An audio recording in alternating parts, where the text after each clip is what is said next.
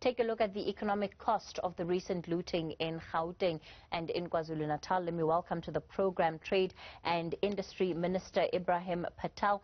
Minister Patel, good evening to you, and thanks for your time on the channel. You've had an opportunity to, I suppose, be able to sit back and, like business, count the cost, at least for trade and industry in this country, of the past week or so.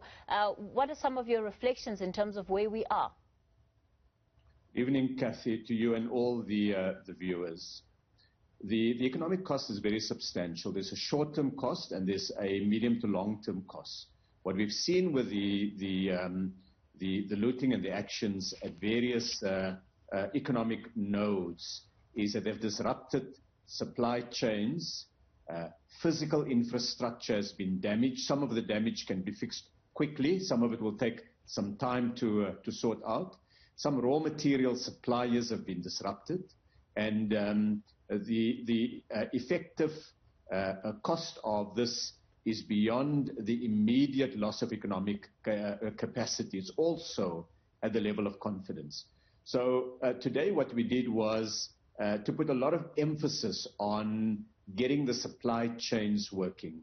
The South African economy is a very integrated organism with raw material suppliers and component manufacturers and finished good, retail, distribution chains, all of them spread across the country and bringing enormous enterprise to bear to get that product to the final consumer. So when you disrupt this, it has a ripple effect across the economy. So what we're now focusing on is, first of all, as the security situation stabilizes, get the supply chains moving again. So there were about 100 trucks an hour moving on the N3 and one of the adjacent roads from Gauteng through to KwaZulu-Natal just to replenish the stock that had been lost. And that's critical for economic reasons, but also in order to ensure the supply of food and basic medication and so on to residents in KwaZulu-Natal. The second part is to survey the damage to find out which production units have been affected and find alternative supplies or short-term relief measures to try to get them back on track again.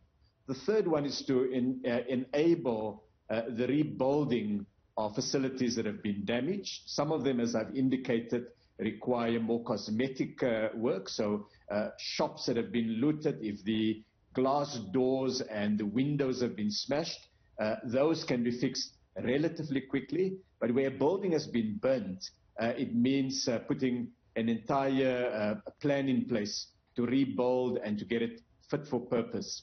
We're also working on Southern African supply chains to make sure South Africa is a very big producer of goods for neighboring countries, including basic foods. It's getting those trucks moving again and getting those supplies filled. So those are some of the immediate actions that we're taking in order to deal with the damage that has been caused. Minister Patel, yeah, sure. You've spoken about the importance of these routes that have been affected, not just for South Africa, but for the broader region and the rest of the continent, where some of the goods that are taken in at the port may likely end up. Do you think that over the long term there needs to be a greater plan around security, in particular of these main corridors that are transporting goods to ensure that South Africa doesn't lose its position of being in a lucrative position for those who want to move goods? I think, Kathy, it's a fair point that we need to ensure the security of our supply chains. But we need to do so in the medium to long term, not by having security guards and soldiers and police stationed across them, because just the physical distance is too significant to do that on a sustainable basis. So we've got to get back to stability. The law enforcement agencies need to prosecute those that are responsible for this. And to the extent that they play into the frustration of many South Africans who don't have the means to feed themselves properly and who don't have a job, we have to really put into a hyper modem into a really fast track with turbocharge the creation of jobs and the alleviation of poverty. So getting those things, all of those, prosecution of those responsible, stability more broadly in the country, and economic development, ensuring that we can get the support of communities at moments like this. One of the really important stories that have come out of South Africa is the way in which in a number of communities, ordinary South Africans have protected and supported our economic and our commercial infrastructure. And the more inclusive the economy is, the more we can rely on that rather than on security forces. So in the interim, the importance of maintaining the security of supply chains, absolutely fundamental. So in the interim, how is it going to be done? So what are the guarantees that you are giving businesses who are waiting for goods to travel along some of those routes, that what they have delivered at the port will in fact get to them at the end consumer? Yes, so there's a few things that the security cluster has put in place. The first, of course, is to increase the number of troops, boots on the ground in KwaZulu-Natal. That is an important first step so that there is the ability to protect key nodes and meeting points. For example, the Mwereva Plaza is one example of it. The second one is to build the capacity for quick response. We've now put in place an early warning system where businesses can let us know where there are any perceived threats in the area. But of course, law enforcement needs to do that work principally. That is an important job that the state needs to improve. And as the President said, there's a bit of introspection and working out how to improve our ability to be able to do that.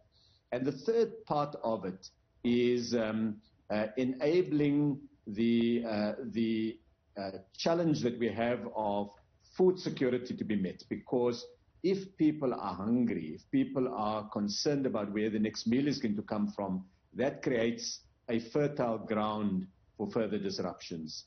Thankfully, thus far, and the security forces, of course, have to keep an eye on the logistics systems, the transport routes, but there's been trucks are able to move at the moment fairly confidently from Gauteng to KwaZulu-Natal.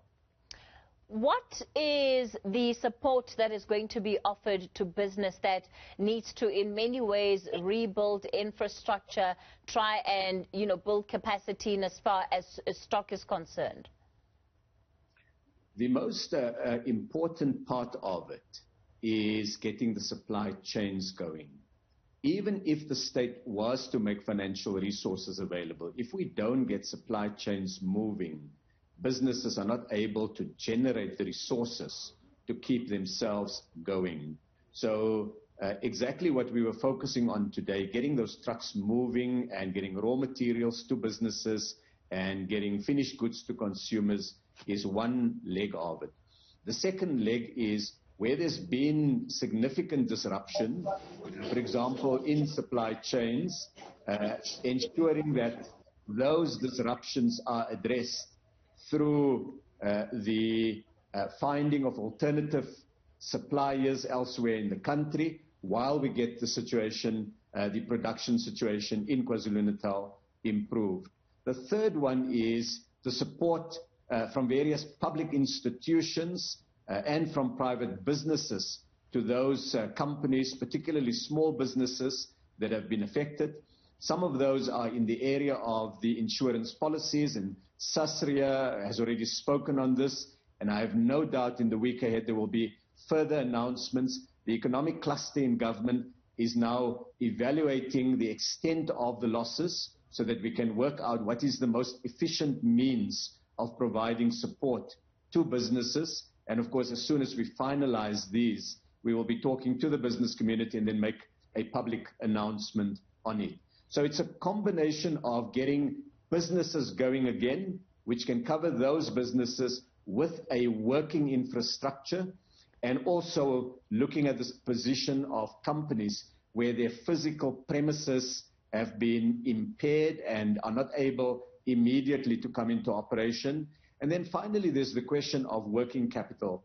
A number of businesses have severe cash flow problems. Some of them have approached large manufacturers and retailers and asked for a change in the terms in this period, just to give them a little bit of cash flow support.